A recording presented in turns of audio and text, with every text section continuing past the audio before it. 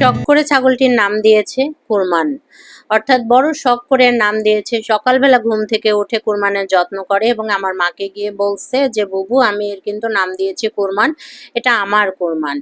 কোরবানকে আনার উদ্দেশ্য হলো আব্বা 2 ভাগা কোরবানির গরুর মাংস নিয়েছিল, কিন্তু যখন শুনেছে যে আয়ান গরুর মাংস খায় না বা আমরা কেউ খাই না, তখন 1 ভাগা ক্যান্সেল করে আয়ানের জন্য শুধুমাত্র এই খাসিটা এনেছে 14,000 টাকা দিয়ে।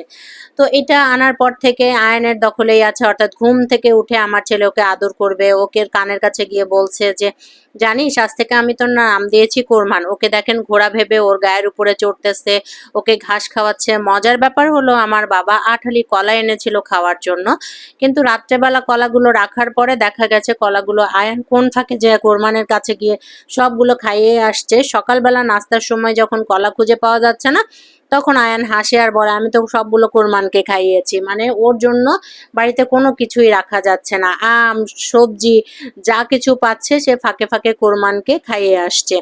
এছাড়াও শুধুমাত্র যে এটা তা কিন্তু না, ভাতের চাল মেপে রাখছে মা, সেখান থেকে 1 মুঠ চাল নিয়ে বলছে কোরমান তাড়াতাড়ি খা, বুবু দেখলে সমস্যা আছে।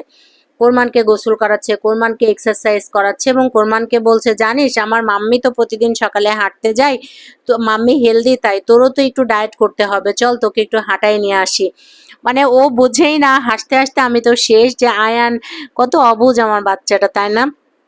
ও মনে করছে যে ছাগলকেও একটু ডায়েট করতে হবে, একটু স্লিম করতে হবে। এখন কোরমানকে যেটা বলছে যে কোরমান তোকে তো জবাই করে দিবে, তোর তো গলাটা কেটে দিবে, তুই কিন্তু কখনো গলাটা কাটবি না।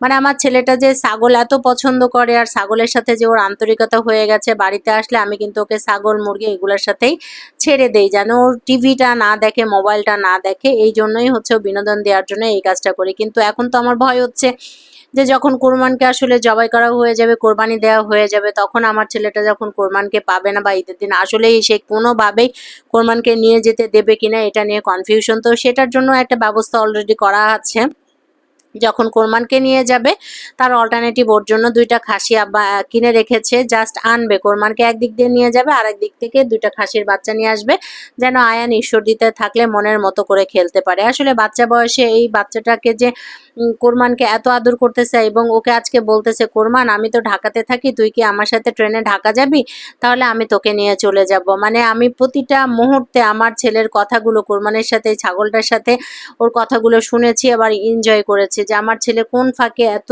ইমোশনাল হয়ে গেছে, কোন ফাঁকে যে এত ওকে ভালোবাসা শুরু করেছে এবং ওকে এখন মারছে। যখন আয়ানকে দেখে একটু ভয় পাচ্ছে, প্রথম প্রথম তো ওর সাথে অ্যাডজাস্টমেন্ট হয় নাই, কোরবানকে অনেক বেশি মারতেছিল লাঠি দিয়ে এবং আয়ানকে দেখেও কোরবান অনেক ভয় পাচ্ছিল। তো এখন আয়ান যতই ওকে নাচানাচি করে, খচাখচি করে, কান ধরে টানে, পা ধরে টানে, কিছুতেই আর কোরবান আর কিছু বলে না। দেখছেন যে কোরবান কিছু বলতেছে, অন্য ছাগল হলে কিন্তু তেড়ে আসতো, ও ইচ্ছা মতো ওকে জ্বালাচ্ছে। আর বাড়িতে ওর জন্য কোনো কলাই রাখা যাচ্ছে না, মানে যত কলাই আনছে আব্বা সবগুলো কলা আয়ান কোরবানকে খাওয়াইয়ে দিচ্ছে। কিছুই শুধু যে কলা তা কিন্তু না, কিছুই না। এবং আমার আব্বার একটু দায়িত্ব কমেছে, যে আব্বা এসে কোরবানকে খাবার দিত, ঘাস দিত, একটু গমের ছাল মাখায় দিত, এগুলো আর কিছু করা লাগছে না, এই কাজগুলো সব আয়ানই করছে। তো উঠানের একপাশে কোরবানকে রাখা থাকে, সারাদিন আয়ানকে কোথাও খুঁজে পাওয়া না গেলেই বুঝতে হবে যে কোরবানের কাছে সে আছে। রাত 10টা বাজে, হঠাৎ আয়ানকে খুঁজে পাওয়া যাচ্ছে না। কিরে আমি আমার ছেলেকে খুঁজে পাচ্ছি না কেন, 5টা রুমে খোঁজা হয়ে গেছে, কোথাও নাই।